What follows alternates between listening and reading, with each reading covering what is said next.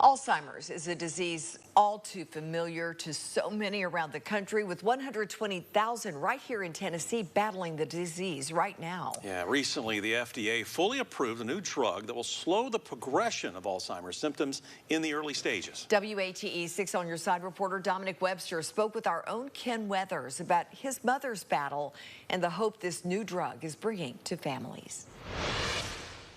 It's a face you see on your screen every week, bringing you the most up-to-date forecast. A trusted presence in our community, and like many others, has had his life changed when Alzheimer's hit his family. The symptoms were pretty slow at the beginning, but then quickly kind of ramped up as she got closer to the end of her battle.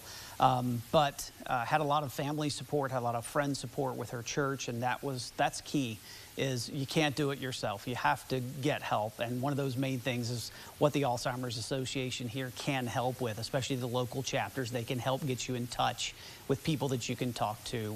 The FDA approving a new Alzheimer's drug, Lequembi, late Thursday afternoon. This drug slows the overall progression of early Alzheimer's symptoms. Approval of this new drug showing that there's a glimmer of hope for those battling the disease. Lequembi is shown to slow the progression of symptoms for Alzheimer's disease in early stages. And so I think the importance of it really is that it can give hope to our patients. This new drug shows how far society has advanced when it comes to Alzheimer's related medications, making something seemingly impossible possible. 4 or 5 years ago, this probably was unthinkable. You would hope that just at some point in your lifetime that you would see a treatment or a cure for it. But now this hopefully is that very first step that finally could bring an end to it. And that is really exciting, not just for me, but everybody else that's dealing with this.